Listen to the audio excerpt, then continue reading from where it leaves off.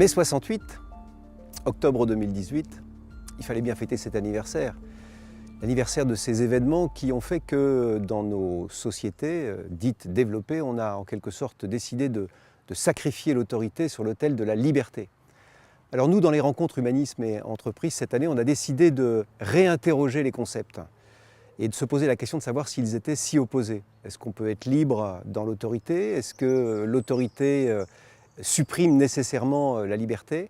Donc ça nous a intéressés de réfléchir et de voir comment ça pouvait se traduire aussi dans le monde économique. C'est vrai qu'aujourd'hui, le modèle de l'entreprise, c'est l'entreprise libérée, avec, qu'elle le soit ou pas d'ailleurs dans le concept, un travail collaboratif de plus en plus important, une hiérarchie qui s'écrase et qui devient de plus en plus plate. Et pourtant, en y réfléchissant bien, on s'est rendu compte que dans ce type d'entreprise, eh bien, on redonne à chacun sa place.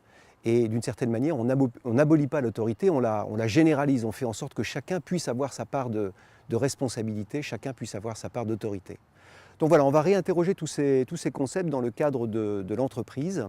On aura un certain nombre d'interlocuteurs qui seront présents, d'interlocuteurs d'entreprise qui viendront parler de la manière dont elles vivent cette entreprise libérée aujourd'hui. Et puis on va aussi interroger peut-être des institutions qui sont très différentes du monde de l'entreprise. On va interroger par exemple l'institution militaire qui va nous donner un peu son sens de l'autorité et de la liberté, nous expliquer comment ça se passe dans cette institution. Alors voilà, on vous invite à ces rencontres humanisme et entreprise sur cette thématique, autorité et liberté, les deux font la paire.